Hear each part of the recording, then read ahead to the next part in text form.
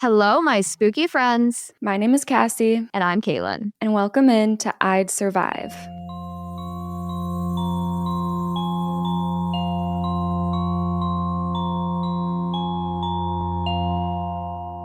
Hi there, Caitlin from the future here with a quick disclaimer. Unfortunately, my audio for this episode is a little scuffed. It's totally my fault. I didn't realize that the studio we were recording in was using my webcam mic as opposed to my real one. And we are very grateful to a friend of ours for working absolute miracles and improving it drastically, but it's still noticeable. So that's why I wanted to put this in here. There's only so much you can do with webcam audio. So yeah, sorry about that. My bad. But I do hope you still can enjoy the episode. Hey friends, we're back. It's almost like we come back every week. It's crazy how that happens.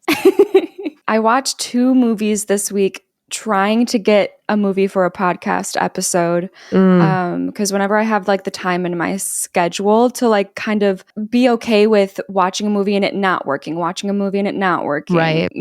I had the time to do that and like watch some more experimental, like I'm not sure type of movies. And both of them were not it for the podcast. Yeah, right. That does happen quite a bit. Yeah. So the movies I watched, both from the 60s, I wanted to venture back. And one of them was called Straight Jacket from 1964. And it is with Joan Crawford, which is just like a big old Hollywood name that I know, but I haven't actually seen her in anything except this. Gotcha. It says, after a 20-year stay at an asylum for a double murder, a mother returns to her estranged daughter, where suspicions arise about her behavior. Listen, I figure you're never gonna watch this movie. Can I tell you? Probably not. Yeah, absolutely. Okay, guys, unless you don't want spoilers for Straight Jacket 1964, keep listening. Basically, I thought it had a lot of inspiration from Psycho because there was this big twist at the end where like the daughter was actually the killer, framing her mom as the killer. Oh. Yeah, it was like a fun twist, but also it was like not enough there for me to be interested enough to tell the story to you. Right. Then I watched The Birds. Yes, from 1963, another Alfred Hitchcock, and it was a good movie. Like, I did enjoy it, but it also just wouldn't have worked as a podcast episode. It was very, very heavy on like character drama. Oh, really? And then every once in a while, some birds would pop up. Gotcha. But did you watch VHS 2? I did watch VHS 2. I finally got around to that one, which there is, I think, what people consider to be one of the best segments in the second movie. It's called Safe Haven. Have you seen that movie? VHS 2? No, I don't. I think I've only seen your reactions to VHS movies rather than ever watching them for myself. Interesting. Okay, yeah. I'm surprised you haven't watched them considering they're essentially a bunch of found footage clips. Yeah, I've never been a fan of anthology movies. That's all. Fair. I think I watched one once. Actually, that is I accidentally watched the craziest anthology movie with my cousin once as a teenager. Oh. It was horror, and one of the segments scarred me for life. Oh. I should try to find what that was and let you know. It wasn't ABCs of Death, was it? Is there a segment that you've ever seen involving a woman with body image issues and a chainsaw? No. So probably not that one. Well, it could be. I didn't watch that whole thing, but I just know that that's like a really messed up one. We put that on when I was in college one time. Oh, okay. I don't think we watched so maybe it was a segment in it, because that does sound a little familiar, but I don't know if it's just because I just see so many movie titles every day. I'm like always on Letterboxd. Yeah. I watched a movie besides VHS 2, which is, fun anthology experience. I was just kind of looking through Shudder stuff. And I came across a movie. I'd be curious to know if you've seen it or heard of it. It is called The Coffee Table and is a Spanish film. I have not, but I saw that you logged this and I clocked that and I was like, what is that? And I'm curious because I don't even remember. Honestly, I'm going to be honest. I looked at it because I saw that you logged it on Letterboxd. Like, what's this? And I read the synopsis and I was like, that sounds weird and interesting. And then it was in out 1 year out the other. I don't even remember what that synopsis said. I'm pretty sure the synopsis is something as simple as a couple buys a coffee table that will change the course of their life. Well, that's probably why I was like, weird. Yeah, exactly. thoughts ended there. And I went into this movie being like, what kind of weird shit are they about to pull on me? But it didn't end up being. It's still a little weird, and it's definitely low budget and like all of that. But like it ended up being one of the most uncomfortable, disturbing experiences that I've had watching a horror film. And in a good way or a bad way? Like sometimes it is too far, but it's very rare. I don't think it went too far, but it's I think it gets close, but it's like it's more just the idea of what's happening than like actually seeing anything. It's not that you're seeing things, it's just the emotions that you're experiencing while watching the movie are just so like just heavy. It's like, it's a while. I do recommend you watch it if you haven't. Okay. I was really surprised that it was as good as it was, to me anyway. That's like the best feeling, finding a hidden gem. Yeah, and it really was, especially because like, you know, I usually shy away from movies that I have to put captions on for just because I had to rewind so many times while watching this movie because I was like, I just missed what they just said and I got to go back because I look at my phone for 2 seconds, I get distracted. But yeah, if anyone hasn't seen that one, I recommend it. What year is it newer? I think it was either the teens or 20s. So like it's fairly recent. Yeah.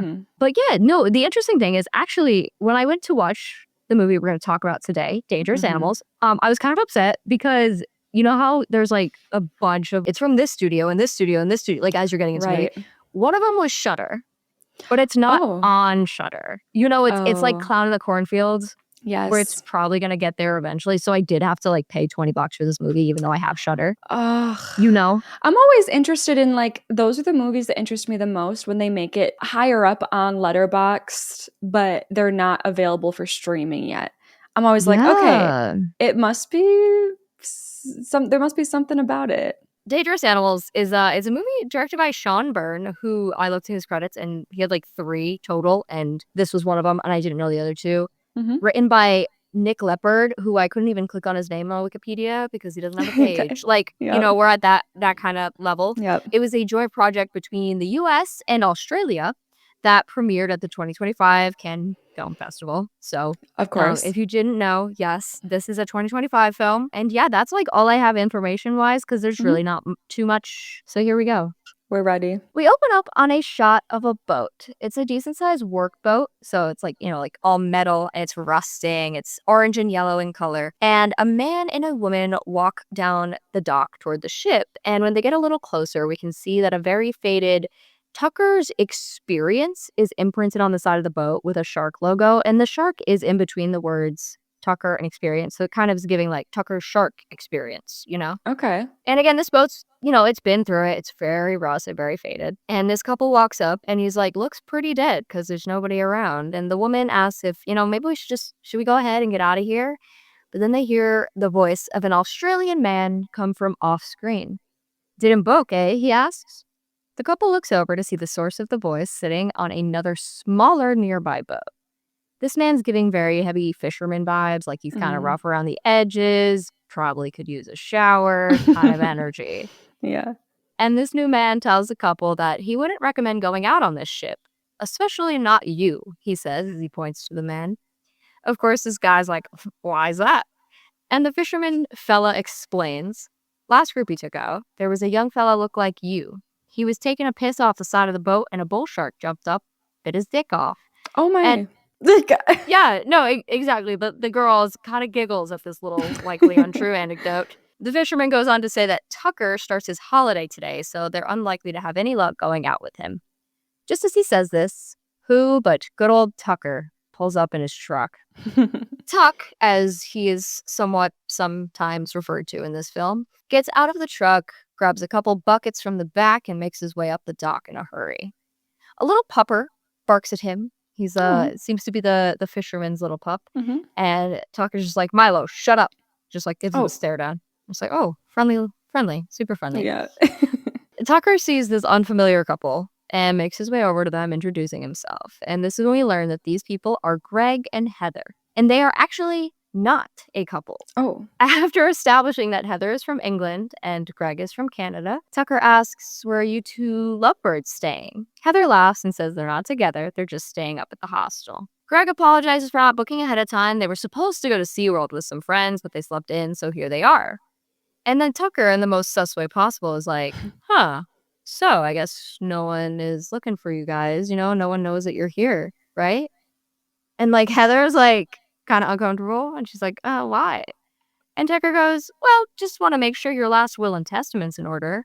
And Heather's face falls, but Tuck continues with a cheeky grin. We will be swimming with sharks after all. And Heather's like, haha, oh, so funny, sir. I mean, okay, so I wouldn't be here in the first place. Like, right. I'm not a swimming with sharks girly. The life is not for me. But I fear that would be enough for me to be like, yeah, I'm gonna find somewhere else. Yes. Yes, I think this would give me weird energy. Like, he clearly feels like a hard guy to read, like very sarcastic and like makes a lot of jokes. But still, if he says that to me at all, I'm like, yeah, that's weird. No, yeah. If I'm gonna do a shark diving experience, I need the company to be like multiple people, extremely professional, like don't have a personality. I don't want to know that you're a human that can make mistakes. Like I just need you to get me through this. So yeah, no. Yikes. Next thing we know, boat's heading out, and we cut to a wall of framed newspaper articles, and the most prominent one's headline reads, I beat Jaws, with a picture of a young boy underneath it. Now, I feel like that's a good time for me to say I've actually never seen Jaws, which feels wrong, but like, I feel like this is probably my first shark movie. Oh. Which feels not right. I fear my first shark movie was Sharknado, so you're doing better than me. But I have seen Jaws. It was better than I expected. I mean, I should have expected it to be good because it's Jaws, but yeah, it lives up. It does live up. So we hear the voice of Tucker as he begins to tell us a story. So, I'm 7 years old. I'm out there on my boogie board, splashing away, and I guess from underneath I must have looked like a seal, and then boom! This bloody white gets me. He laughs as Heather looks truly uncomfortable, asking, it just let you go? He's like, yeah, you're looking at a genuine, walking, talking miracle. Greg asks Tucker if it hurt, and he says, it didn't tickle, as he lifts up the back of his shirt to reveal some nasty scarring appearing to be from the jaws of a shark. Oh my god, he's being for real? I thought he was like, oh yeah, he was just joking around, just joshing. What's interesting is like, that is, like I just said too, his character. It's like, right, are you serious? But he has the scars to prove it. That's wild. Okay. So it didn't hurt, but he says, it woke me up though. I've been wide awake ever since. Which I honestly think is kind of a cool line because it comes back to like people who have near-death experiences. Yes. Like just changes every ounce of your perspective on life. You just appreciate everything more. Yeah. Exactly. Heather's like, well, wasn't somebody watching you? You said you were just a kid. And he's like, well, let's just say I used to spend a lot of time on my own. Oh. I know. She's like, oh, poor kid. Yeah. Heather responds by saying she can't believe that he chose to do this for a living. Had it been her, she would never go near the water again. I was thinking that, yeah. Right.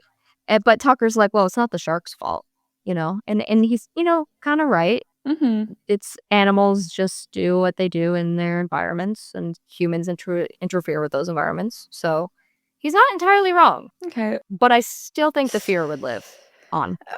Right. But as Heather, this conversation might make me a little bit more comfortable, honestly. Like him opening up like this and talking this way. I don't know. He does seem to like understand animals, so maybe he can keep us safe and this will not be a horror movie. Yeah. Yeah. That's what's going to happen, obviously. Yeah. I will say, these two characters, Heather and Greg, they very much like, I don't want to be disrespectful, but dear God, they don't seem very bright. They just seem a little bit naive to literally everything. Like they're just, they don't seem like the brightest characters. They're not stupid. They're just they like pushovers? Like they just let things happen and because they're like too scared to stand up for themselves, or are they literally just like not connecting things? Just clueless. Oh, but they're just very clueless. This should be fun. Yeah. So we cut to a shot of Tucker dumping some red goop into the ocean. It's clearly like blood and guts, where the shark's over. And Greg kneels on the floor with Heather, who's looking real nervous about this upcoming experience. He manages to calm her down, and they walk over to the edge of the boat, and Heather's like, I can't believe you've talked me into this. A shark then swims by, its fin appearing through the surface of the water, very cartoon-like, and Heather jumps back, like screaming, like just at the sight of the shark. And Tucker's excited. He's like, oh, it's a mako. It's the cheetah of the sea. And he's like really into what these sharks are.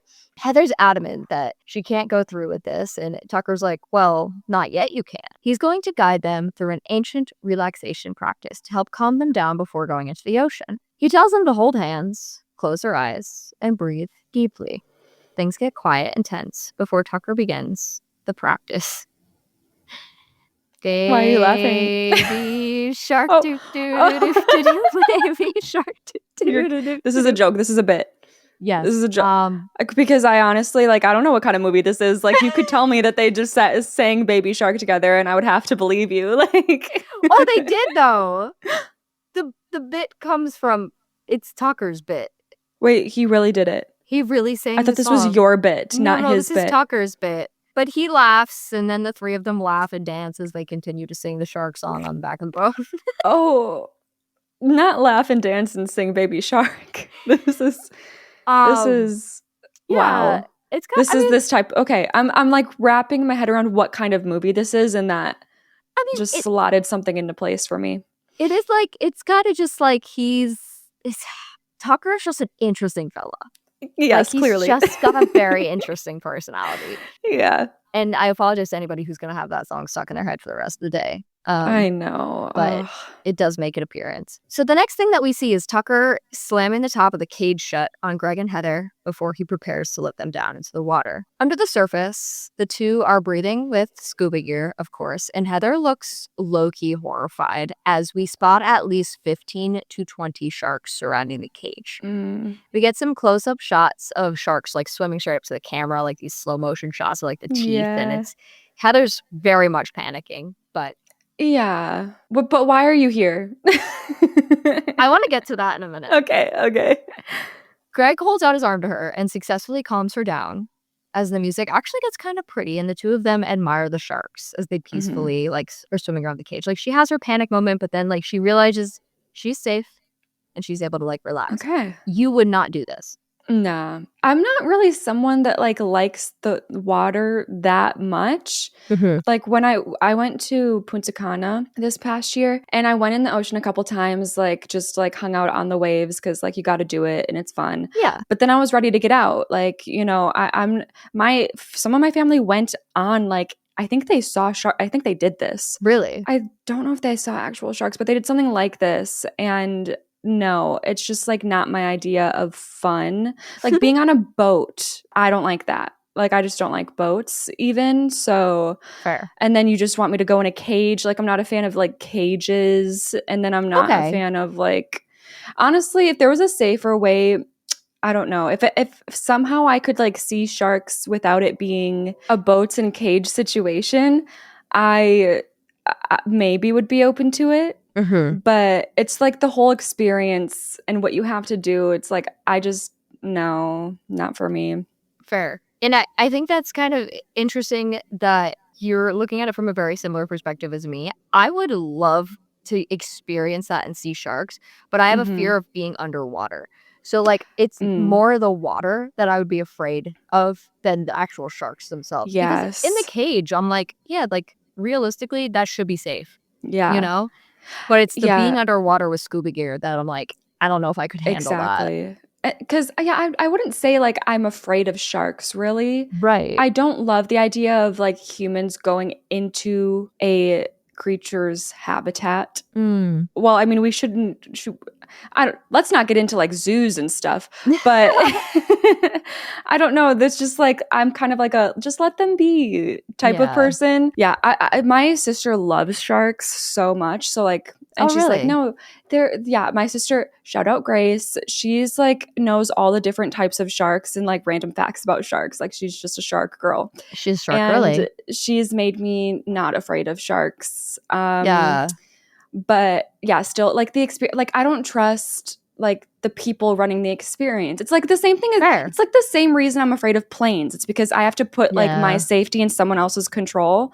And that's more where I wouldn't be doing something like this. That's so fair. Yeah. Because I don't want to go too far off track right now, but I hear a lot about how sharks are actually like very calm creatures, and the only reason they have ever attacked humans is because humans have like instigated it. You know, like that's not it's not that sharks are chasing after humans. That's not what they want to do. Mm-hmm. After a while, Tucker reels the cage back up and lets Heather and Greg out, who are laughing like just in excitement, like they can't believe what they just experienced. Mm-hmm. And Tucker's like, yeah, something to tell the grandkiddies one day. And he helps Greg out of the cage. Greg says, man, thanks so much for fitting us in. He wasn't quite done speaking, but he won't get the chance to fully finish his thought. Okay. Because Tucker has whipped out a knife and is now No. stabbing Greg repeatedly in the throat. Wait. Wait. Because I've read this synopsis and I knew there was like gonna be a bad human involved. I was like, I can't remember the synopsis clearly enough to know how that was gonna happen, but I remembered that. Not for a second did I think it was gonna be Tucker. Like I know he's the creepy one in a way, like out of all of these quote normal people, but I thought because he came off so strangely, I was like, oh, he's got to be chill for sure. But no, okay. Yeah, it's him. I think the only reason I knew was because I'd seen a picture of him in relation to the movie.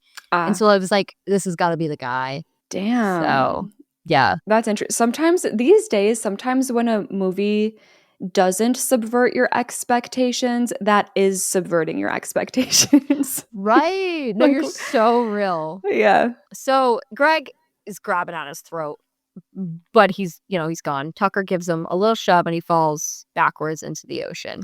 Oh, man. Tucker turns to Heather now with a smirk saying, welcome aboard.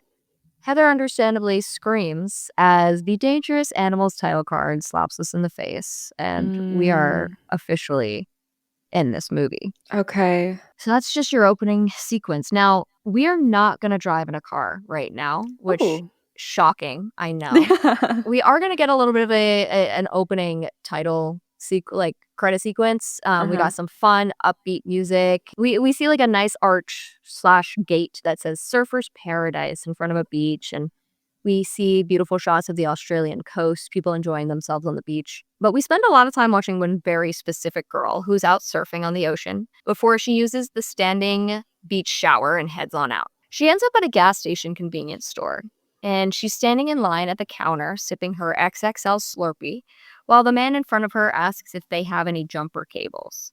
The cashier tells them that if they're not back there on the shelf, unfortunately, they must be out at the moment. The young, very conventionally attractive male turns to our protagonist, a very young, conventionally attractive female, and asks her if she has jumper cables. And she's like, sorry, I don't have any. So he leaves, and our girly pop, she walks up, she puts a couple bags of rolls on the counter and her Slurpee to check out. Real. Yeah. Once she leaves the store, she heads around back to the dumpster where she takes the cover off her Slurpee and begins to pour the contents out into the dumpster. Oh. Out into her palm falls a pint of ice cream that she clearly snuck out of the store by putting it in the Slurpee cup so that she bought it for like $1 instead of $5. Man, for a couple of bucks, what's going on? Yeah, I know, right? For a couple bucks is crazy. Yeah. So the upbeat song's been continuing to play through this whole sequence, but it suddenly cuts out when she's jump scared by a man. Me every day. Girl, you're telling me. So it's not really a jump scare, but the man from inside's back, and our girlie is like, I told you I can't help you. What do you want? Like, what's going on? He's like, you really don't have jumper cables driving this thing? As he points to her old beat up blue van that she's driving. She stands her ground and is like, yeah, no, I don't have anything. And she goes to get into her car, but this dude's like, well, I think the cashier inside would love to see the security footage from behind the building. Oh my God. Like, what? If she ends up having jumper cables, okay, fine. He read her. But like, sometimes we're just a girl. And sometimes when you're just a girl, you don't have jumper cables. I personally, do you keep jumper cables in your car? I don't. I don't either. I should. Everyone should, I guess. You really should, but yeah, I don't have them either. At least not to my knowledge, unless they're like shoved somewhere that I'm unaware of. Because who knows?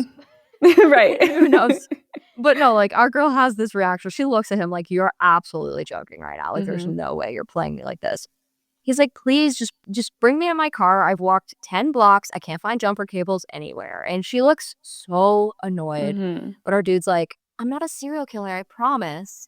Oh, well then it's fine. Yeah. No. That would make me more mad if you said that. Yeah.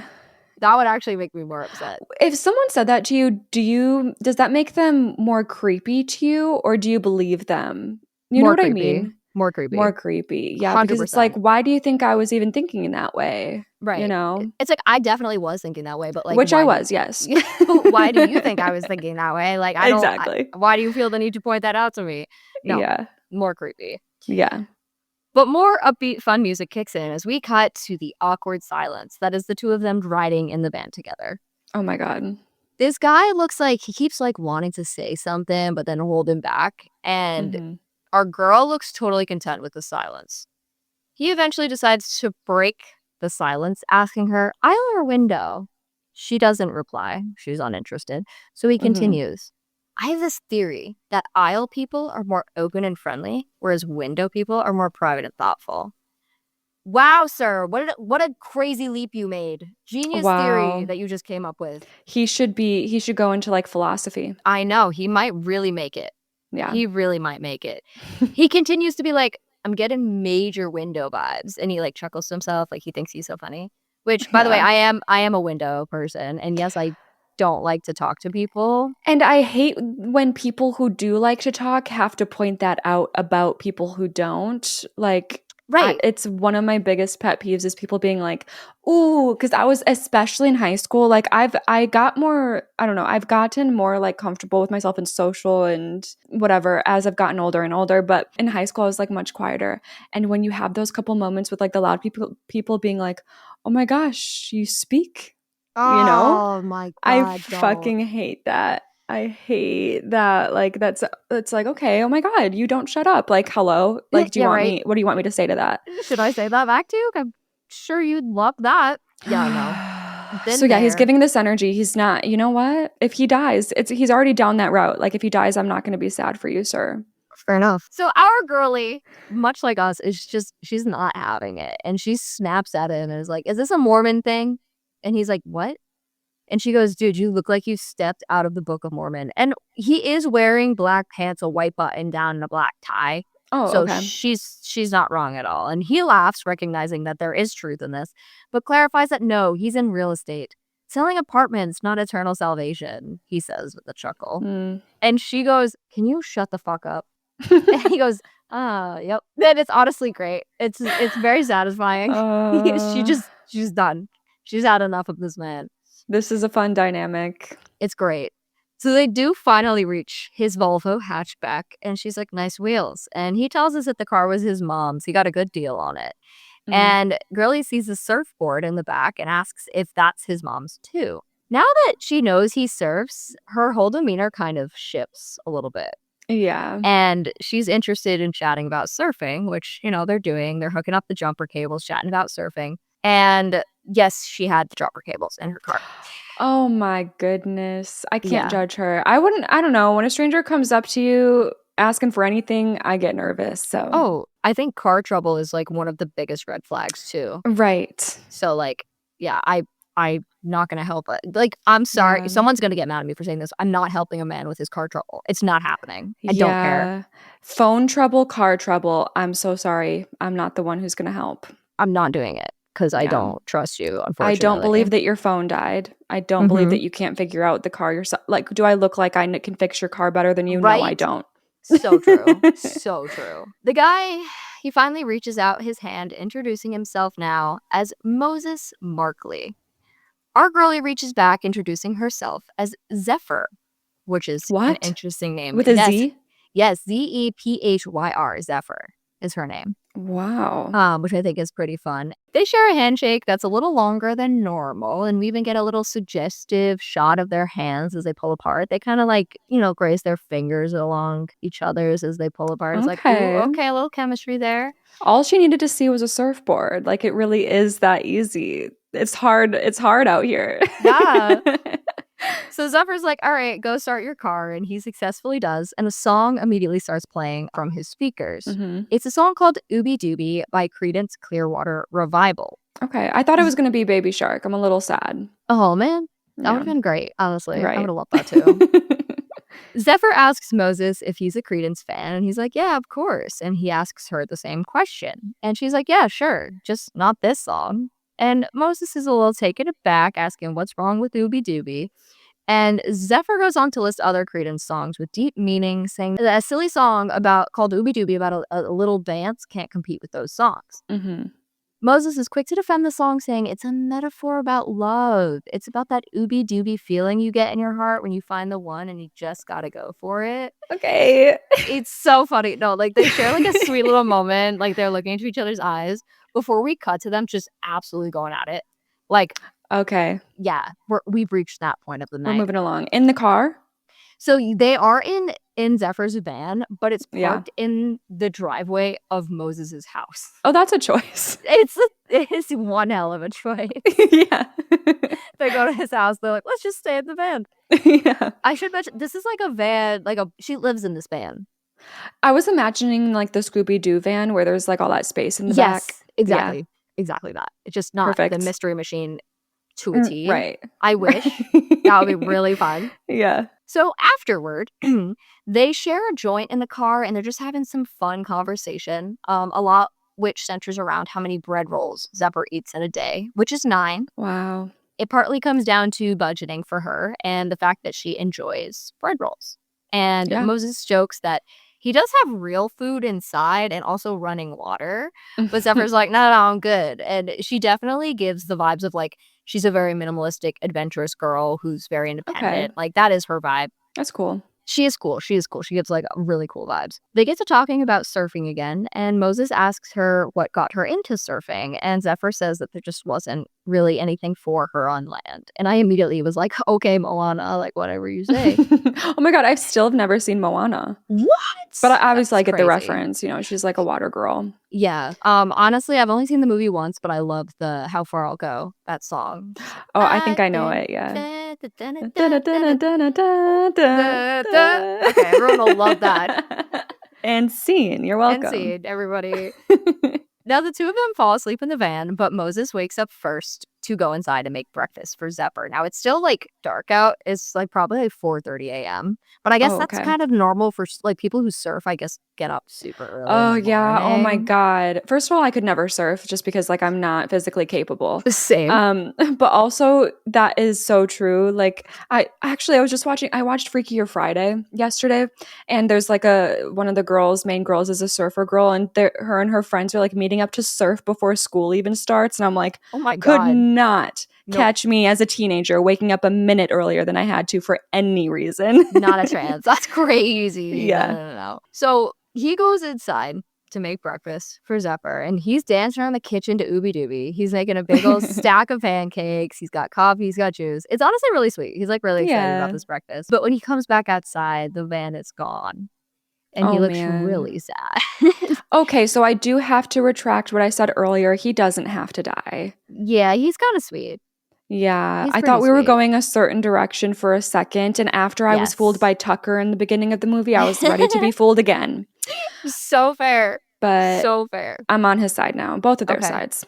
Cool. We see that Zephyr, yes, she's driven away, and she's driving up to the beach, and she gets ready to head out to the surf when she realizes she's missing her fin key, which is something that helps install the fins on your board. I had to do a lot of Googling for this movie for both Australian things and surfing things. Yeah. Because I was like, I don't know what's going on. Yeah. But they talk a lot about this fin key, so I was like, I might as well look it up. Yeah. There is another car, a truck actually, parked in the lot, and without hesitation, our girlie goes over to the truck to see if maybe that person has a fin key that she can borrow. Mm-hmm. There's nobody around the truck, so she just starts rummaging through the stuff in the bed of the truck looking for a fin key. Well, that fits, you know. Yeah, it's like definitely her personality. She's just thrifty. Yeah, she's thrifty gifty. She yells out in case the truck owner's around that she's like, I just need to borrow it. I'll be right back. And as she's looking through the stuff, she gets jump scared by someone saying, "G'day," as they emerge from the bushes. Oh no, it's not Tucker. Zephyr lets out a Jesus as she jumps back in fear, and our new friend says, not quite. I'm Tucker. Yes. No, I can't tell if this is the type of movie where like we have introduced Zephyr and Moses and they're gonna like stick with us to the end, or if this is gonna be like just dead people left and right and they just made me meet this cool girl and now they're gonna kill her. Like, please no. I'll be mad. Zephyr asks if this guy's got a spare fin key, and he digs through his stuff to find one. He even tells her that she's pretty brave surfing here all alone, and she hits him back with, "You're alone, aren't you?" And he's like, "Touche." Zephyr takes the fin key and says she'll bring it right back over, but Tucker's like, "Nah, don't worry about it. I have heaps of them." So Zephyr makes her way back over to her van to work on her board, and Tucker pulls away in his truck, giving us a little wave as he drives off. A little text message ding goes off, and Zephyr takes out her phone to see a message from Moses. It reads, "Was I really that bad?" Bro, he loses a couple points here because he goes, "Was I really that bad?" with an eggplant and shrugging emoji. Why did you gotta put the emoji? Like, we understood. Take the emoji. Like, we don't want the emoji. Yeah, we can leave that in like friggin' 2015. Literally. It's not it anymore. Zephyr just replies with, "Early bird gets the barrel," which is a surfer's take on early bird gets the worm, because I guess the barrel is like the circly wave thing. Yes, okay. But Zephyr's like, "All right, gotta go, time to surf." And that's when Moses asks if he can join her. And she ponders this for a moment, and she types out, "I'd like that," before ultimately deleting it and sending, "It's a free ocean," instead. Oh, that's so you. What? Who would do such a thing? The three little dots pop up, and Moses is ready to, he's about to reply, but a plastic bag finds itself wrapped around Zephyr's face and jump scare.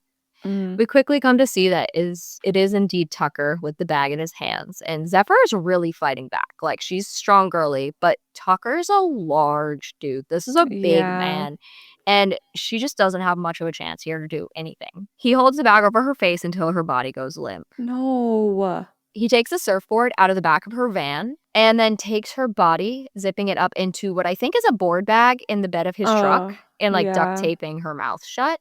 I don't see what he does with her surfboard, but in my mind, I'm thinking he takes it out to make it look like she went out surfing, and that's, where she is. Like, that's because I don't see where he puts this board. Like, he's trying to make people think, like, if they come looking, she drowned. Exactly. Yeah. So Tucker backs out of his spot in the lot and drives off, eventually pulling back into the shipyard where his boat is. But this is score check 1. Whoa. This has gone by so fast for some reason. I know. I felt the same way. I was like, score check 1 already? But then I was like, no, we've actually been here for a while. Yeah. Interesting. Wait, so I can assume, like, it was assumed that Heather just died in the beginning. Like, we just didn't see it on camera. You would assume that, yeah. Yeah. So Greg, Heather, and Zephyr. For the first act, I'm going to leave this out of my decision making going forward, but I'm not going on a shark excursion. Fair. And I'm not surfing.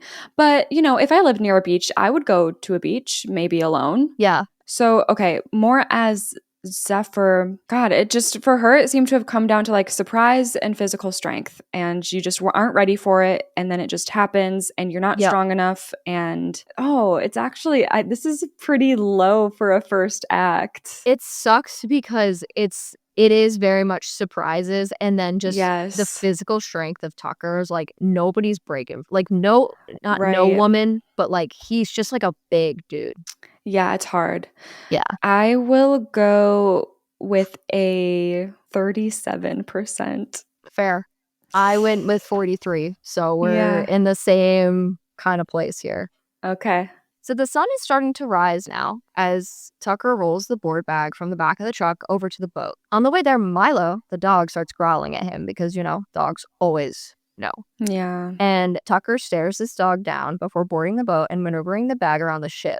But we don't see where he's taken it yet because we're going to go back to the lot where Zephyr left her van parked. The familiar hatchback pulls into the spot next to Zephyr's van, and out pops Moses. He walks over to the van and peers in the back window, of course, not seeing her, and he takes a peek at the ocean. Doesn't see her out there either, so he decides to give her a call.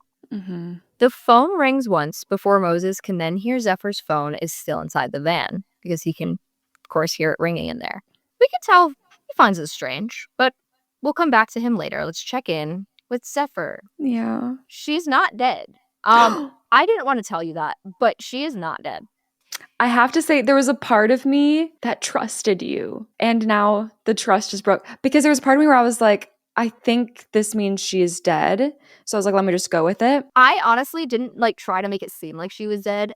It must have been the way I said it's fun. It's fun. I would have done the same exact thing, but I would have done it on purpose.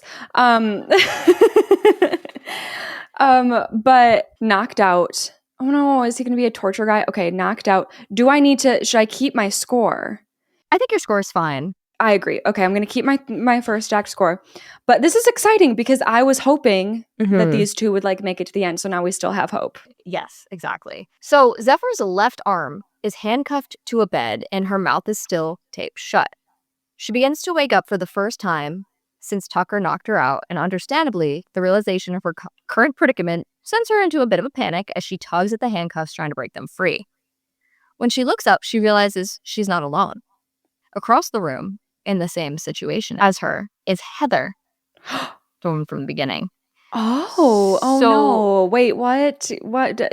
No. He just kills men, and then what does he do to women? Like, why women? Right. I thought Heather was dead, which is why I told you. Yeah, that's the assumption. Seemed like that's what the movie was trying to trick us into for sure. Absolutely. I thought she was gone. I thought she was dead. Okay. But she is here in like the exact same situation. And she's just like, hi. And of course, Zephyr is immediately like asking questions like, what's going on here? And Heather tells her that they're on a boat, but that's about all she knows. She doesn't know who this guy is that brought them here. She then also apologizes for the smell as we notice a bucket and some toilet paper on the floor. Oh. Yeah. Zephyr just starts screaming for help, but Heather tells her it's no use. She tried that already. No one's going to hear us. Yeah. Zephyr continues to scream for help over Heather's pleading as we get what I think is honestly a pretty neat shot because it's like a long zoom out of the exterior of the boat where like her scream just fades out as we see how much they're just like in the middle of the ocean. No, that is cool. I hate it, but it's cool. Tucker's just enjoying himself. He's having a nice meal somewhere else on the boat, and he seems to be watching something on TV, and we can't see what it is, but we can hear a woman screaming bloody murder in whatever he's watching. We know Zephyr is a take action kind of girly, so we cut back to her to see that she's looking under the blankets, the pillows, and mattress. She's looking for anything she can use to get out of here. And she tells Heather that she needs something long and thin because if she can get something like that, she can pick the lock on their cuffs. Mm-hmm. While she's rummaging around, she stops suddenly when she notices a name carved into the wall. This obviously holds a lot of weight in that she knows that there have been other women before her. Right. She asks Heather if anyone will be looking for her, and Heather's like, no. So Heather asks Zephyr the same question, which she has the same answer. Girl, what do you mean? Mm-hmm. We're going to forget about Moses like that? Mm-hmm. You just texted him. Mm-hmm. This is very intentionally set up because then we immediately cut back to Moses. Yeah. Who is driving down the road. He's listening to some sad song. I don't know if it's a Creedence song, but it's a sad song. And then he sees a tow truck. I wrote tow truck like TOE. Whoops. All over this town, there's a bunch of tow trucks. So many. You know what that means. Sure do. So just trying to imagine what like the average person thinks with this image now, because the image I'm seeing from TOE truck is wild, and I hope that we share it. It's for me, it's just a big toe as a car. Oh, it's not where my brain went. So my brain went to like cargo truck, like there's a big toe like painted on the side, but then it's like filled up to the brim with like actual big toes. It's like spilling out in the wind as it's driving by. Okay, this is a homework assignment for everybody who listened to this episode. Tell us what you thought when I said tow truck. Please. With TOE truck. I need to know everybody's imaginations. But anyway, he sees a tow truck drive past him, and of course Zephyr's van is on the back. All right, I need to calm down. Okay. Picturing a tow truck now. He obviously knows that this is strange, so he heads right to the police station and tries to explain the situation to them. Mm-hmm. But he sounds a little crazy because he doesn't know Zephyr's full name. She was a one-night stand. The cops aren't going to take this seriously. Like, she's a grown adult. Like, there's just not enough there for them to really do anything about it. So, back at the boat, it's a pretty dark, intimidating night. It looks stormy without the actual storm. Like, the clouds are very storm-like, but there's no storm happening. Mm-hmm. Heather and Zephyr get to talking now, and we learn that Heather is currently on a gap year, one that her mother hadn't wanted her to take for fear of her safety, and now she wished she had listened to her. Wait, so they are around the same age? Zephyr's a little older. Heather says, like, she also didn't want me drifting from the plan. And Zephyr's like, what do you mean by that? And Heather goes on to say, well, law school, house on the same street. And Zephyr's like, that sounds like your mom's plan, not yours. Right. It's your life, and you should tell her that when you see her again. Okay. I love that they're having like a therapy session right now, but I would be a terrible person in a situation. Like, I'd be like, I don't give a shit about your mom. Like, we need to get out of here. For real. For real. That's what I was thinking watching this. I'm like, how do you have brain capacity for this conversation? Yes. Like, that's insane. That's funny. We'll also learn a little bit about Zephyr's backstory through this conversation. She'd been in the foster system growing up, and she doesn't have any real family. And she also spent some time in juvie in her youth. Okay. And one of the things that she learned in juvie was a lot of terrible jokes. And Heather's like, oh, can you please tell me one to get my mind off this for 2 seconds? And Zephyr's like, she doesn't really want to, but she does it anyway. So she looks at Heather. She says, what do you call the useless piece of skin on a dick? And Heather doesn't respond. And Zephyr goes, the man. And this gets them both laughing for a second. You know what? You know what? After what Tucker has done to these women, I approve this joke. Heather leans back in her bed, and the covers that she's had like over her chest the whole time kind of come off the top half of her body. And a moment of realization occurs for Zephyr. Is that an underwire? She asks Heather, seeing her bikini top. Heather quickly jumps on Zephyr's train of thought and tosses over the top, and Zephyr begins to pull the wire out. She starts messing with the lock when they hear the door being messed with to the room. So Zephyr quickly goes into like act natural mode, like she puts the wire away, and Heather's sure to bring the covers up to her neck because she's not wearing a top at all now, so she doesn't want Tucker to see that. So Tucker waltzes in with a platter and first offers Heather a Vegemite sandwich and some water. Wow. Vegemite's an Australian thing. I can't tell. I was going to say it's an Australian thing, but is it actually? Like, because I feel like every time I see, like, is it as common as a cup of coffee? You know, because I swear every time I see like Australian media or like Australian characters, they always have that. And I'm like, is it really this common or is it a stereotype? I'm curious. Any Australians? Let me know. Yeah, because like I looked up Vegemite and it was like an Australian, blah, blah, blah. So I wonder if it's like one of those things that like people throw into movies to be like, it's Australia. Right. Did you know that? We're in Australia. Right. That's a great point. I actually don't know. So yeah, if we have Australian listeners, please weigh in because I do not know. So Heather takes the cup of water and goes and chugs it, but Tucker notices something strange. He begins to say, what happened to your... pointing like to her neck. He can tell like her straps are missing. But Zephyr cuts in with, hey, asshole, I'm ready for my dinner now. She's wild. Yeah. Tucker brings the platter over to Zephyr, who chugs the water and takes the sandwich. Tucker then sits down on the bed next to Zephyr and kind of leans into her a bit, like in an intimidating way, before going off on this little tangent, which, oh boy, does Tucker love his tangents. Okay. He's like, have you ever heard of the Scarlet King snake? She's a harmless creature, but quite cleverly mimics the colorful stripes of the deadly coral snake. Now, you're trying hard to be the coral snake, but we both know... Oh my God. I'm annoyed. I'm annoyed with this man. Please, like, do not mansplain to me who I am, what I'm doing. Like, you're a psychotic. He's like, you're trying hard to be the coral snake, but we both know that's me. And you, well, you just have a pretty pattern. And then he like rubs her face with his hand and like licks his finger and goes, tastes like fear. And I'm like, the fuck? I desperately need this man to be defeated by the end of this movie. Yeah, it's very understandable. He then just like leaves the room with a hooroo, which I guess is also an Australian thing. Okay. There was a lot of Googling on my end. I'm like, is hooroo, like what is hooroo? I've never heard that one. It's like a way to say goodbye in Australia, apparently. Okay. So he's very... Did you know we're in Australia, Cassie? Are we? Yeah. In case you haven't figured that one out yet. Yeah.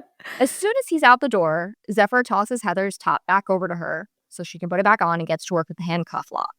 She's working on it when her vision starts to go a little blurry, and you can tell that something is wrong. That's when Heather says, I don't feel so good, before completely passing out on the bed. In her current state, Zephyr fumbles the wire and it falls to the ground. She clumsily gets down on the floor, looking for the wire when the door opens back up and Tucker walks back in. He comes over to Zephyr and sees what she's looking for immediately. He picks the wire up off the ground and says, "Oh, you're a fighter. I love fighters. Makes for a better show." Who's watching? Great question.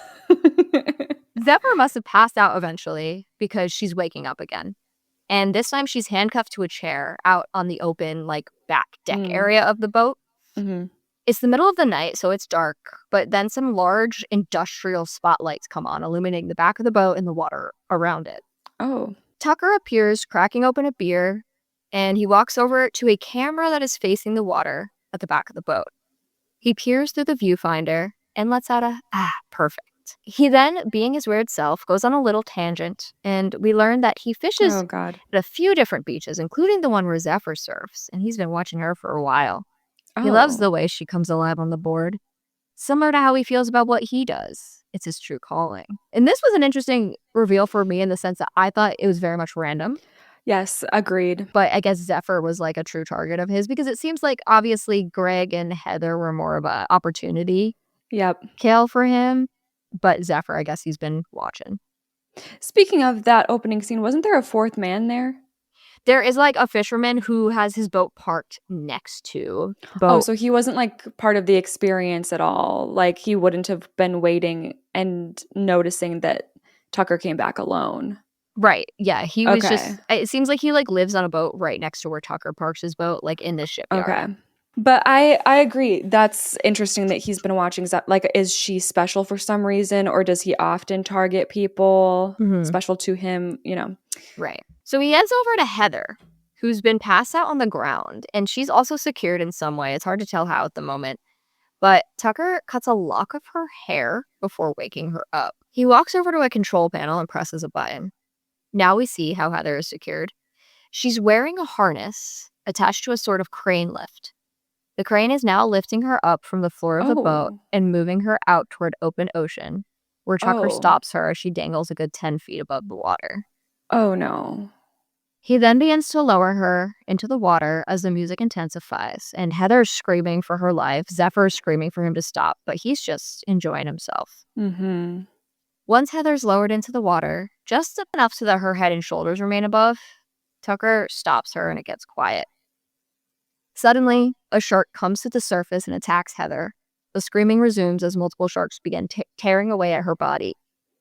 Zephyr is screaming for Tucker to pull her up, but of course, Tucker's enjoying the show. Yeah. He's looking through the camera's viewfinder, watching his work. Oh, so he's the whole audience. Wow. Right. Yeah, it's a show for him. That's an interesting hobby. Mm-hmm. Suddenly, the sharks get calm, and we see that Heather is still alive, but so barely. She's like shaking, and her head begins to lower. And we can see as one of her legs floats up to the surface. Oh.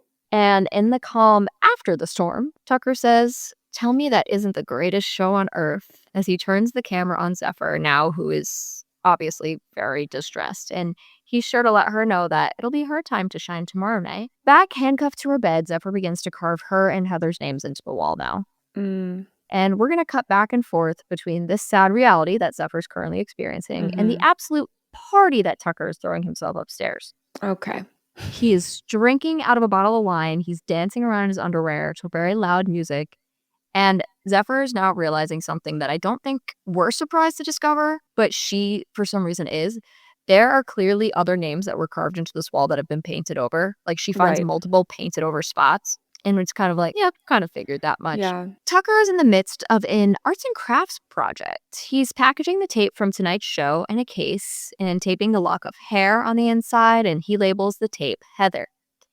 He heads over to a cabinet, unlocks it, and places the tape inside. And we get a classic zoom out moment to see that he has at least 39 of these tapes in his cabinet. I don't know. This trope is always terrifying to me. Like, people who are so, I think it's the boldness of it. Like, they're so fearless in what they're doing that they're recording it in the first place.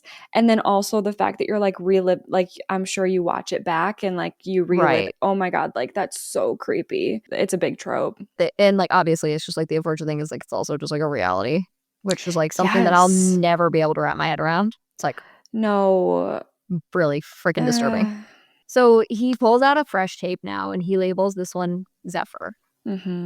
Morning rolls around and we get a lovely shot of Heather's head and shoulders floating out in the water about 500 yards or so away from the boat. It's a beautiful establishing shot to let us know it's morning.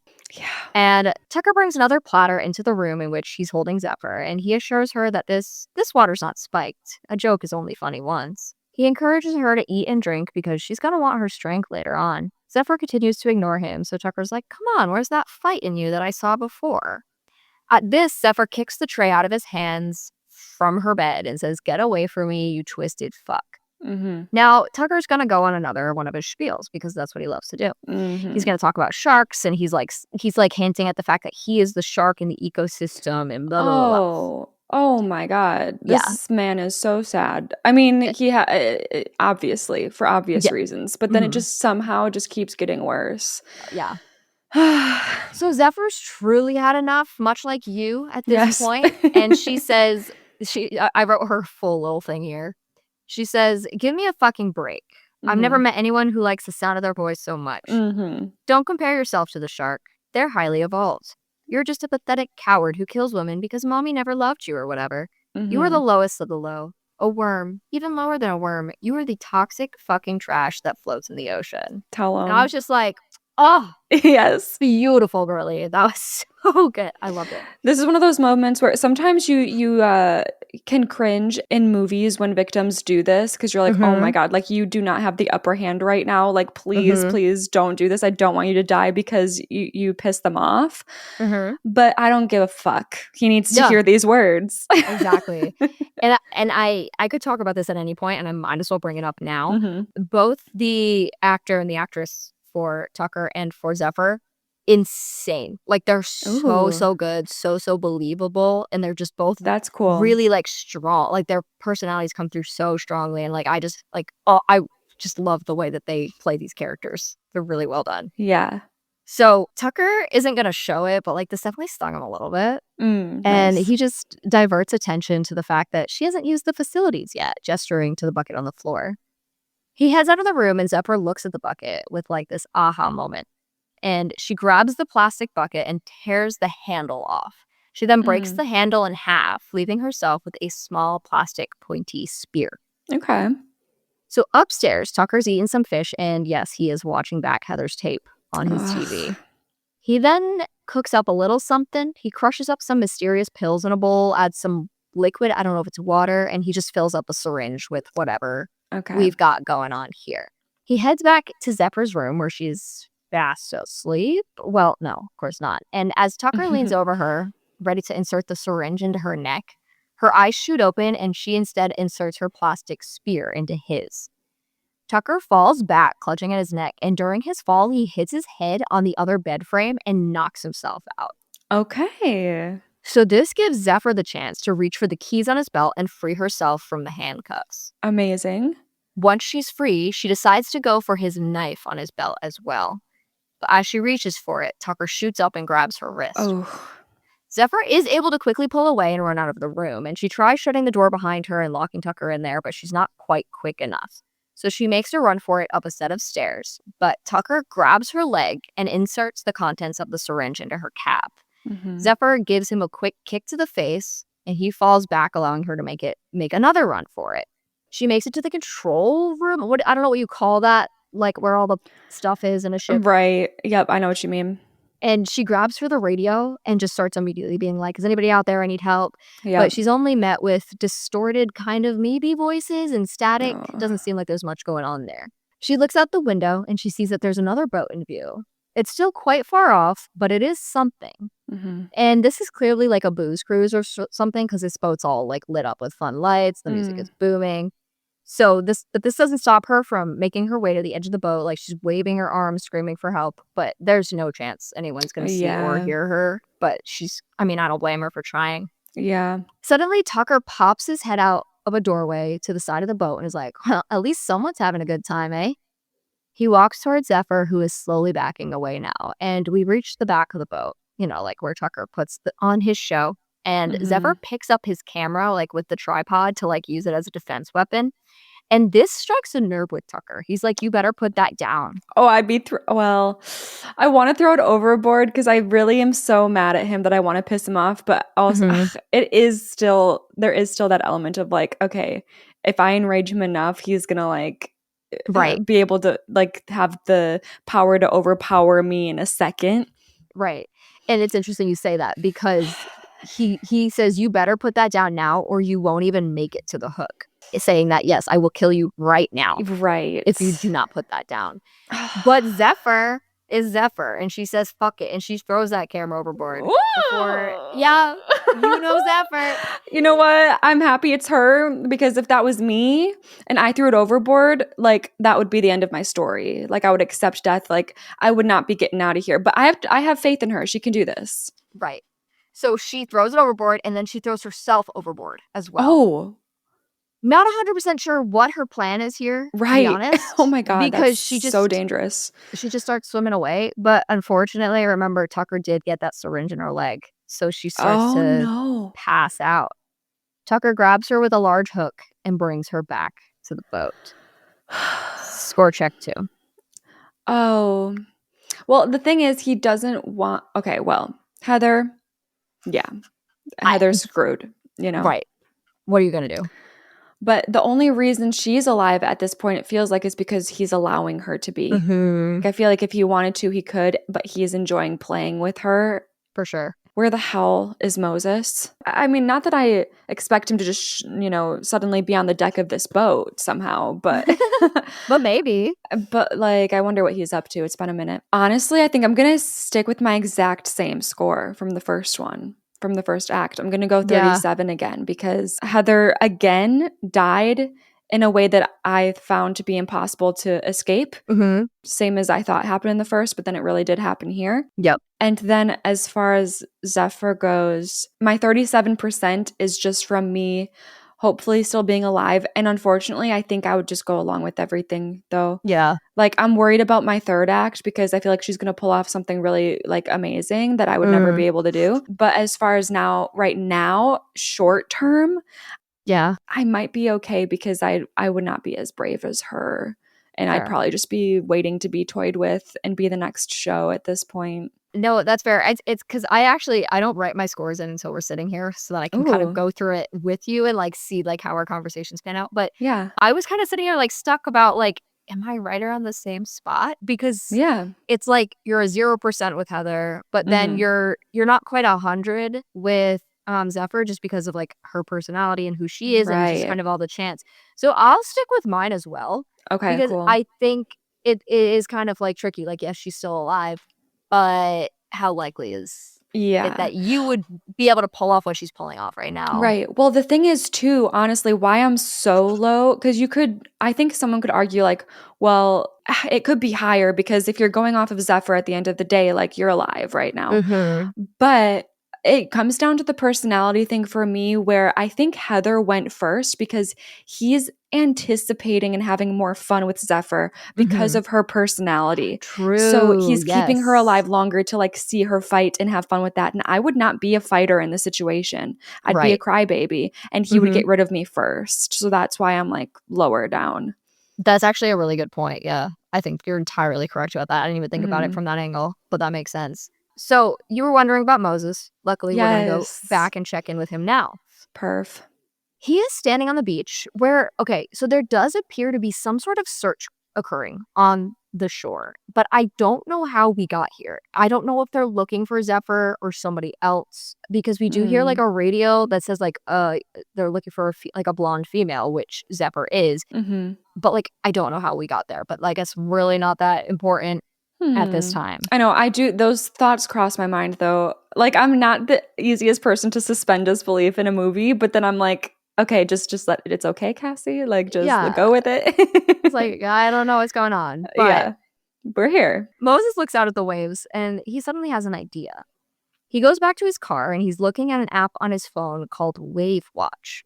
We quickly realize that this is an app that has camera views of the ocean in different places, presumably so surfers can see what the waves are looking like on any given day. Moses finds the camera feed for the beach that they're at and scrubs through it. And luckily, this app allows you to look at previous days. So he scrubs through till he finds the night that Zephyr went missing. He learns that Zephyr's van drove by, followed by a truck. And then Zephyr's van never returned, but that truck does. Mm-hmm. So now Moses is zooming in on the truck, and it has a logo on the side for Tucker's Shark Experiences. And that's pretty valuable information. We'll come back to Moses, but for now, Tucker's boat is actually pulling up again at the shipyard. Oh. And Zephyr's handcuffed to the bed again, both arms and a leg this time with tape over her mouth. So she's trying to scream for help when she begins to hear like voices and like the horn. Like she can tell they're pulling up to the dock, but she's got the tape on her mouth, so it's really not doing much. Yeah. And that fisherman guy is in his usual spot, and he's all excited to see Tucker. He thought he wouldn't be back for a full week, and Tucker like just doesn't have time for pleasantries right now. He's like all business, and he says he ran out of some supplies. He needs to grab some stuff, and he hops in his truck and speeds off. We can see that Moses is following his lead because he has looked up Tucker's website, and he finds the phone number, gives the number a call, goes straight to voicemail, and you can kind of tell at this time, it doesn't seem like he's like suspicious because he's like, hi, I don't really know what I'm calling for, but like, give me a call back. Like, I just need to talk to you.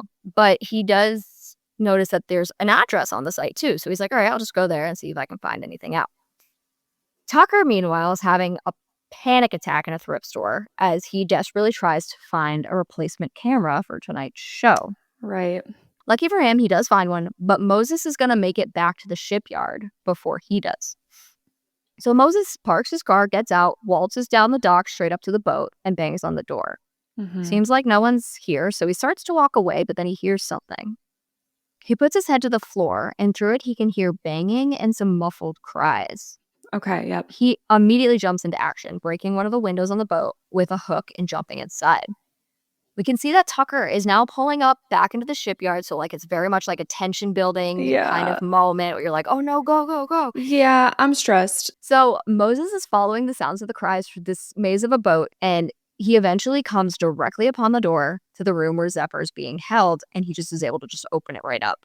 He opens it up, and Zephyr sees him, and she's just like, holy shit. And he runs right over to her, takes the tape off her mouth, and Zephyr, like, being the girly she is immediately, she's just like, all right, quick, find something I can pick the lock with, call the cops. Like, there's no time to just chat. Like, just, we need to go. So Moses doesn't ask any questions. He whips out his phone. He dials thank you. He dials 000 as he runs up the stairs and searches for something to free Zephyr. We hear the operator answer, but just as they do, Tucker comes flying at Moses, knocking him to the ground. A scuffle ensues, but Tucker is simply so much stronger than Moses. So Moses is kind of not doing the best. And I do want to note that the operator hears so much of this scuffle, and Moses is screaming for help before Tucker grabs it and hangs it up. So like they heard a lot. Okay. So more scuffle, and now by some miracle, don't ask me how, Moses gets Tucker pinned to the ground with like the bar of the hook that he had pressed against Tucker's throat. And it really seems like he's getting somewhere because like Tucker's starting to like lose breath. Yeah. But then a bar comes and whacks Moses in the back of the head. It's the fisherman. Oh no. Yeah. Okay. I can't say I'm surprised. Well, but I'm a little surprised. Moses is passed out, and Tucker's slowly but surely getting up off the floor. And the fisherman hears Zephyr calling for help downstairs. And this, and I wrote, and this poor guy is confused as fuck. Oh. So he turns around to ask Tucker, like, what's going on? But as soon as he does, Tucker swings a hook into the top of his head, and he falls dead to the ground. Oh no. Yeah. I doubted this man in his final moments of life. I know. He was just trying to help his friend. You know what? No, when you reframe it and look at it, like, yes, of course he's gonna, you walk into this situation, you see this guy, like, trying to kill this other guy. Yes, you're gonna try. Oh no. Yeah. That's kind of fun. That's fun. I like that. Just like from a plot standpoint, like bringing him back, and then he's just an innocent guy, like trying to help, but then and then you're excited, and then he's dead all of a sudden. It's like whiplash.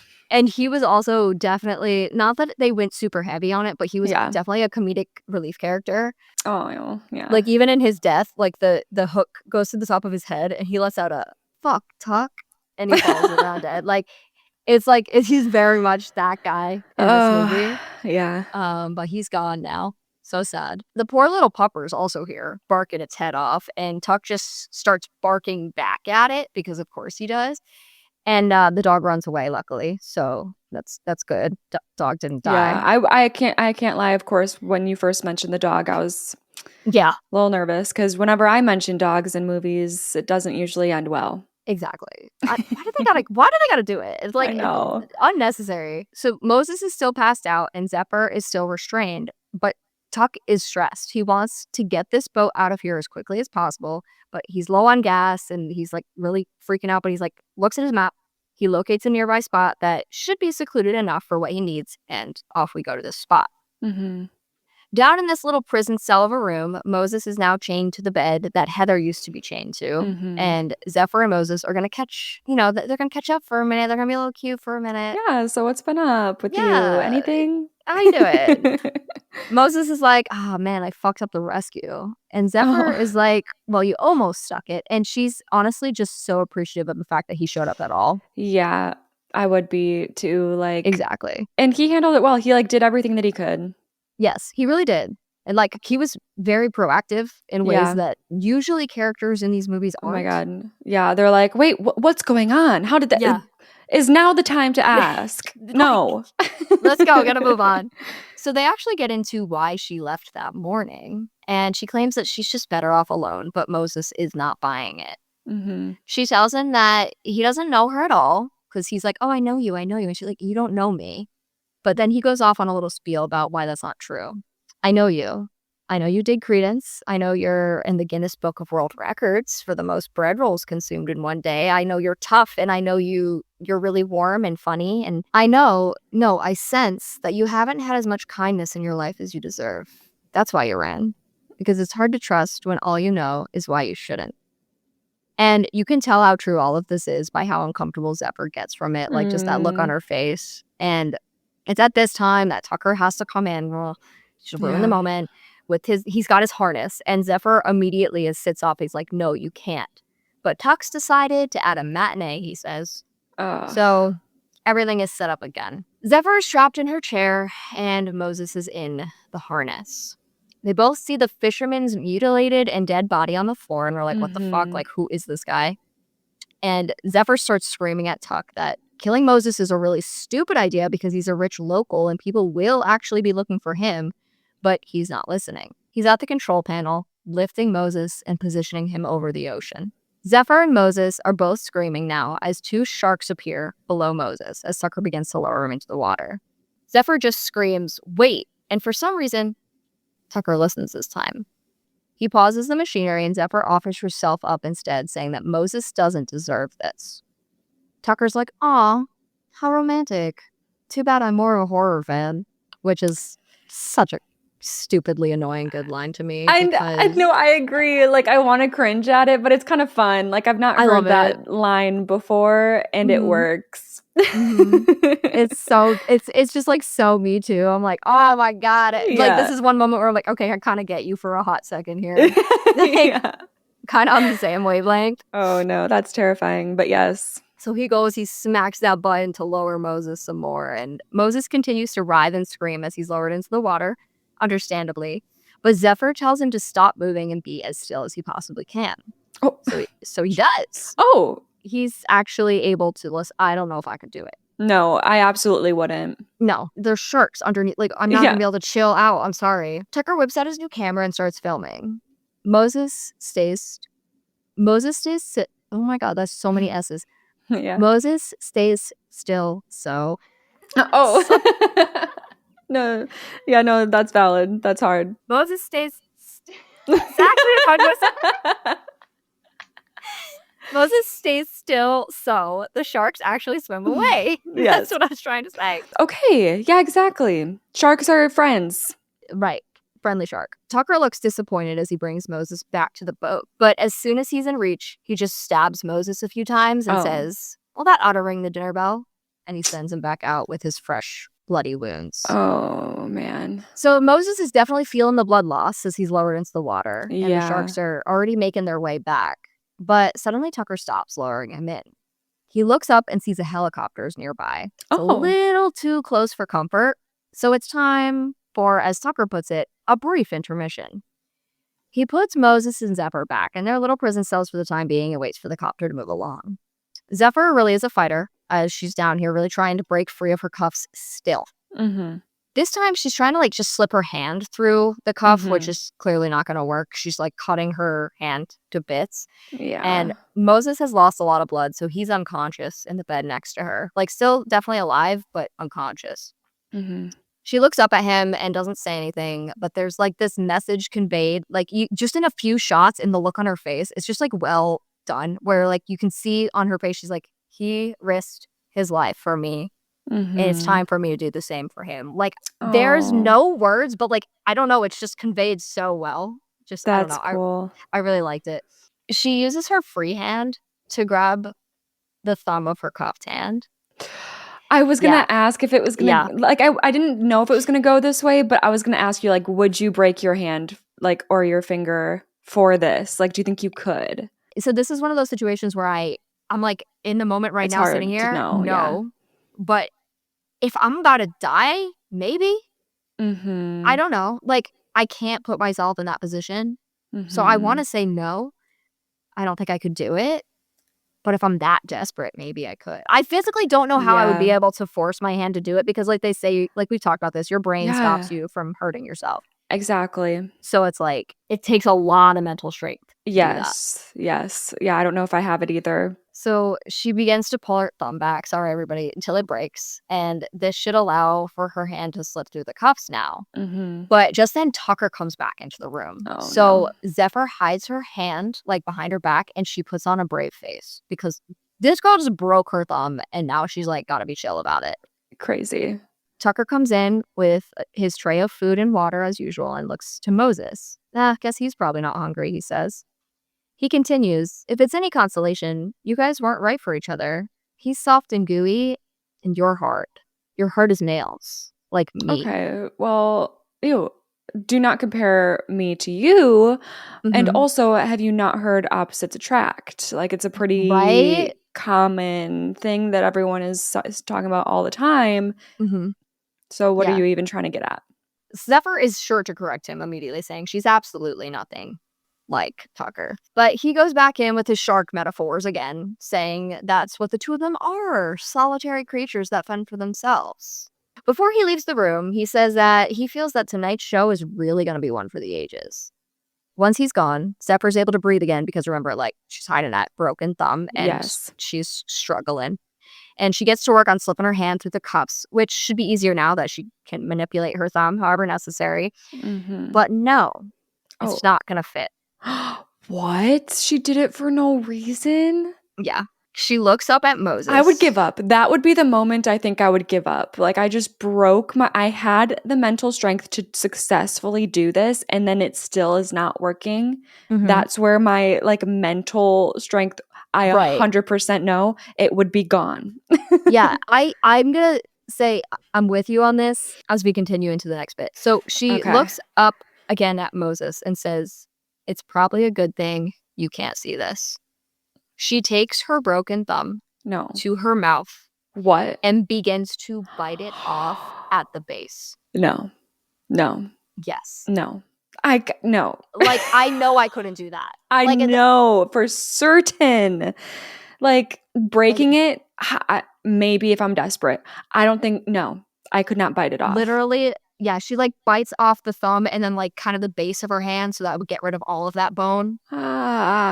She's going out, like, we don't like see it like it, but we see it, you know what I mean? Enough, yeah, we see enough to know what's going on.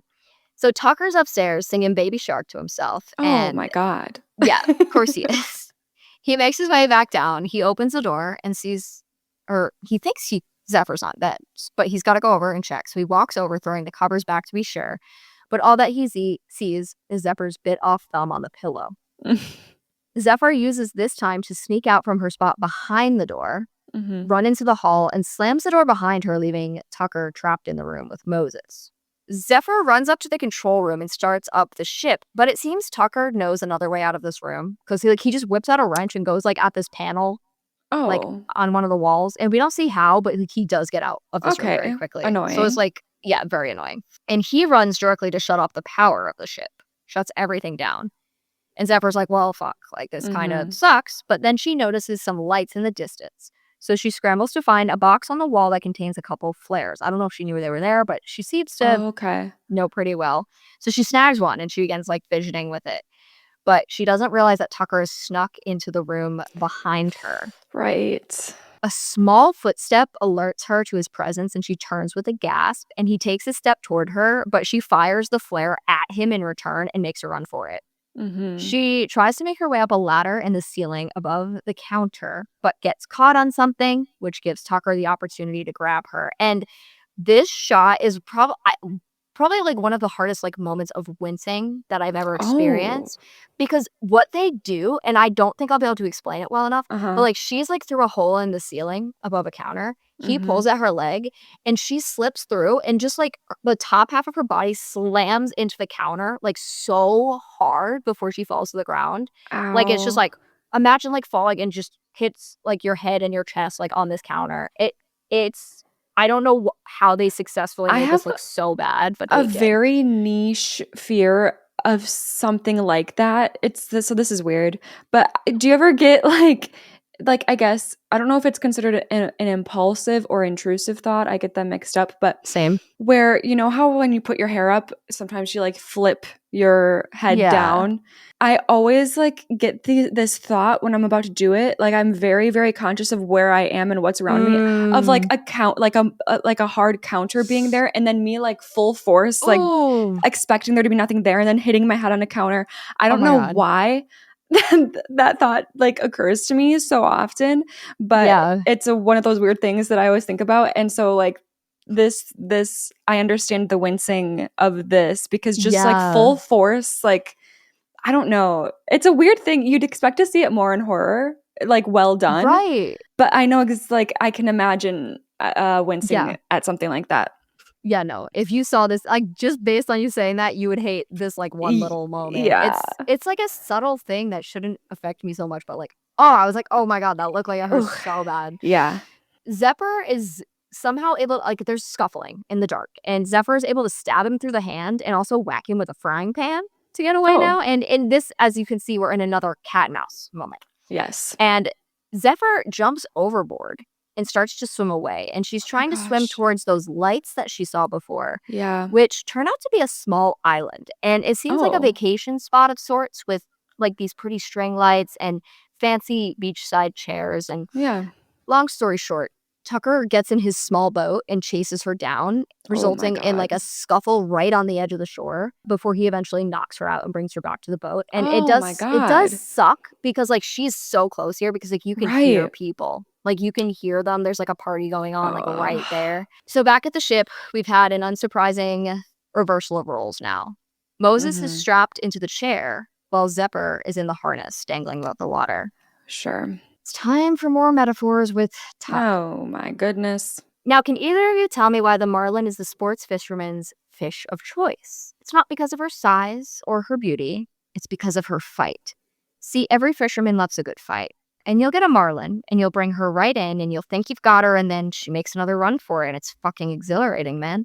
But the thing the fish doesn't realize is that once that hook sets, no matter how hard she runs, she's already in the boat. And the game's rigged, because it's life and death for the fish, but for the fisherman, it's just an afternoon of good old-fashioned fun. Fun can't last forever, though, can it? No. Sooner or later, the marlin must meet her fate. And it's obvious what he's doing. Right. Zephyr's a marlin. He's the fisherman, blah, blah, blah.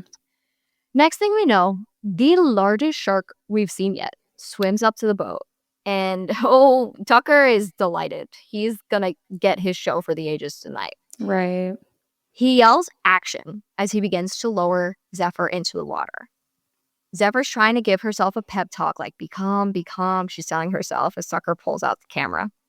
Now, a different shark comes swimming up, and Tucker's like, oh, no, I want the big one for this. So he grabs a pole and pokes at the smaller shark, and I was like, nah, this is not your night. But the shark pulls this pole from Tucker's grasp and into the water, and it falls right next to Zephyr, who's able to grab it. She holds it out, like, in case a shark comes, maybe she could use it as a weapon. But then everything goes quiet. Tucker's like, hey, shark, where are you? I know you're out there, otherwise the other one wouldn't have left. And during this moment of calm, Zephyr manages to take her pole hook thingy and she like attaches it to the clasp above her head. And this somehow makes it easier for her to climb up a little bit. Like she's able to climb up the rope a little. Tucker is watching this, but he's more amused than worried. He's just like, he's enjoying his show. Of course. And he's filming her and he's like, you just won't quit, Marlin. The shark makes its way back over and Zephyr holds on for dear life. I can't explain this next part. I can explain it, but I can't explain it, you know? Tucker looks at her and goes, boo. And she falls into the water. I do not know why this works, but it does. It like, I don't get it. Like, it doesn't make any sense to me. Okay. But it works. I don't know if I have to be missing something. I need to watch this movie. No, you really do. Honestly, I really like it. It sounds good. It sounds like a good movie, especially, I mean, when there's good performances, that just is like, that's all I need when it comes to horror, if I'm being honest. So Zephyr falls into the water. But during her fall, lucky for her, the rope that was like holding her breaks. So she's free from the crane now. Okay. So she swims deep into the water. And when she gets maybe about 20 feet deep or so, she stops and stares out into this dark ocean. The music builds as we see the shark swimming slowly toward her from a bit a ways. And why'd I gender the shark? He swims toward her. But he swims toward her until they are practically face to face. But the music softens and the shark swims on by. Tucker stares out over the edge of the boat looking for his Marlin, and Zephyr manages to sneak back onto the boat from the other side. And she finds a handy-dandy harpoon. Now, harpoon was the word I was looking for during the monkey when I was like, remember, like, you know the thing with, like, a rope attached to the, like, arrow and... yes. Yes, oh my God. I didn't even know that. I didn't know that's what that was called. Okay. I only knew because in the captions it was, like, harpoon noise or whatever. And I was like, oh, that's what it is. Okay, so she finds a harpoon. And she quietly makes her way back over to Tucker, who's like right on the edge of the boat, like looking out to the water. Tucker hears her, but it's too late. He turns around as Zephyr says, oh God. Zephyr goes, ooby dooby, motherfucker. Oh. Oh. Why do I always gotta do this line? Like, every movie has this one line where you're like, okay. Get it. Ooby dooby, motherfucker. I kind of want to use that, though. I'll be playing, like, Last of Us, and I'll just be like, ooby dooby, motherfucker. No, please do that, like, before this episode comes out and just confuse everybody. Oh my God, that's such a good idea. It'll be a nice little Easter egg. So she lets out her ooby dooby motherfucker and fires the harpoon into his chest, sending him falling backward off the boat. He swims back around and, like, tries to get back on the boat. This is a very calm moment. It's really strange how calm everything is here. He tries to, like, get up back on the boat, but, like, an unseen force in the water pulls him away. Ooh. And it doesn't stay hidden for too long. The large shark comes diving to the surface, taking Tucker in its mouth before diving back down underneath. This is exactly what I was hoping would happen. This is amazing. Needed this. Yeah. You needed this today. Tucker's body pops up one last time in view of the camera this time, like his camera, like capturing his shot. Oh, nice. Before he's dragged back underneath, and the shark slowly and calmly swims away. But Zephyr girly, you are still holding that harpoon, and it's gonna wrap itself around her ankle and pull her into the ocean. Right, okay. There's a long ass beat here where things are just calm as Moses is like, Zeph, and gets no response, and he like slowly slumps over and goes unconscious. And it's just like, for a hot minute, you're like, nah.